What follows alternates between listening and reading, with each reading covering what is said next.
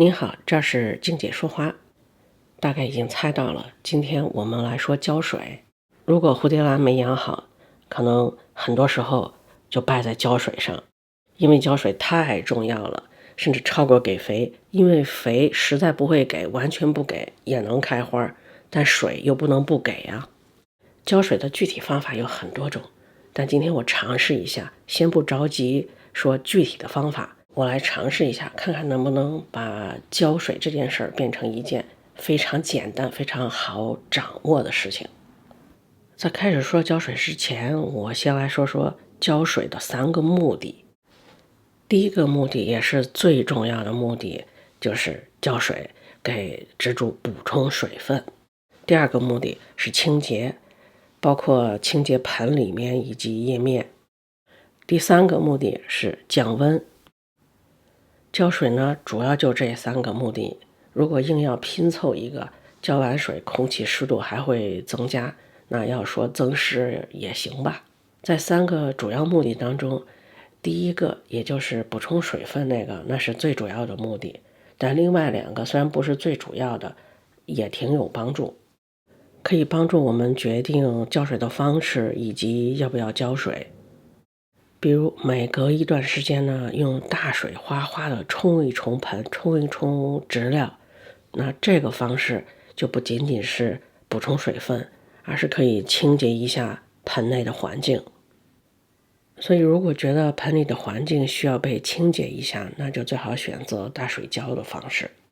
再比如浇水能降温，这我们一下就想到了，在高温的时候浇水当然是好事儿，但在温度低的时候当然需要尽量减少浇水。说完浇水的这3个目的，我们就开始来说浇水。首先呢，给蝴蝶兰提供水分要按照它的需要提供，也就是按需给水。那怎么判断它的需要呢？它自个儿又不会讲话。它的需要会显示在根的颜色上，湿的根发绿，干的根发白。每当根的颜色由绿转白的时候，就是可以浇水的时候了。因为水是要浇到盆里的，所以是需要看到盆里面的根也变成白色，才需要再浇水。我们来看看这颗，它长在空气里面的根都已经变成这种灰白色了。把盆拿出来看看，看看需不需要浇水。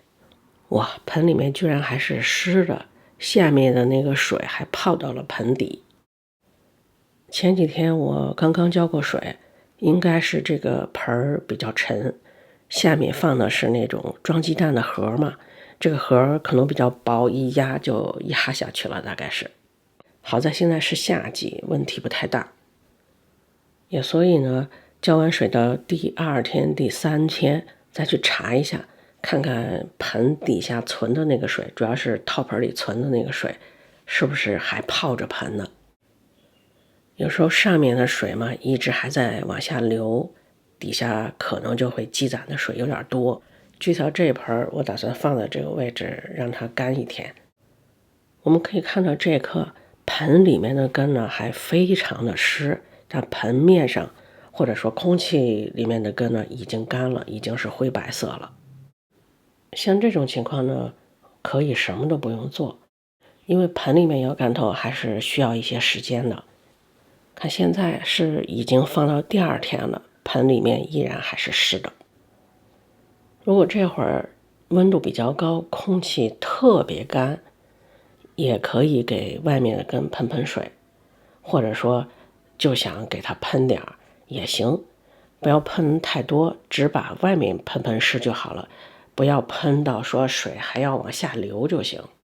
这也就是把它全部的根呢区别对待了。外面干的根呢喷一点，里面还是湿着的根呢不给水。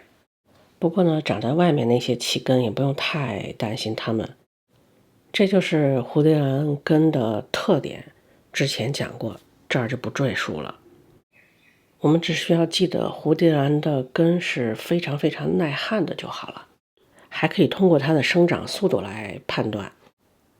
它生长比较快的时候，用水自然会多一些；生长慢的时候，用水当然就变少。这个生长速度呢，可以通过看它根叶、花芽等等的生长来判断。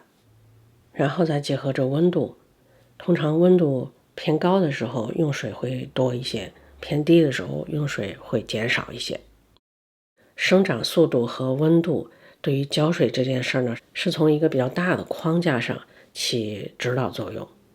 比方说这盆，看这个根儿绝大部分都变灰白色了，如果仔细看看内部有一些还有一点点绿，不是那么的灰白。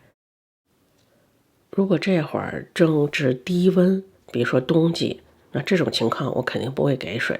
但如果是夏季，这就可以给水了。如果是冬季，这种状况的根再坚持个1周2周不给水都问题不大。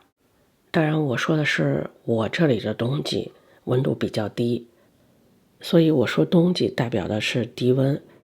关于低温高温，我大致给一个参考温度吧。如果一天当中温度绝大部分都在17、18度以下，低温甚至都已经低过15度了，那这个温度就算是很低了。这种很低的温度，泡盆这种给水的方式最好就不要用了。给水只用浇的方式就足够了。对于长到盆外的那些根，即便变成灰白色也不需要喷水。这么低的温度范围呢，不喷水不泡盆，只保持最低限度的浇水，让根更多的时间保留在这种灰白色的状态就行。如果使用套盆，套盆下面可以完全不放水，如果放水也行，但是不要让它接触上面的盆的盆底儿。如果一天当中的温度都在17、18度以上，30以下，那这个温度就还算比较合适。给水呢，可以充足给水。各种浇水的方式都可以用泡盆、冲淋等等。盆外的气根如果想喷水，也可以喷一些水。盆内的浇水呢，大致见干见湿，也就是看到那些根变成灰白色了，就可以马上浇。套盆底下也可以存水，而且在不是很长的时间之内，套盆里的水稍稍碰到一点盆底也可以。如果温度是在30度以上的，那最好就要想办法帮它降降温了。可以多通通风啊，或者是用水哗哗的多冲一冲，帮它降温之类的。还记得咱们开头就说了吧，浇水的目的其中一个就是降温。碰到这种超高的温度，这个目的就是比较主要的了。如果实在太热，即便盆里面还没有干，还有点潮湿，也可以去浇水，不要泡盆，就用大量的清水去冲，这样呢可以帮它降降温，还可以带走一些不好的物质。越是温度高有点湿的时候，不是容易滋生细菌嘛，所以这会儿呢多冲一冲。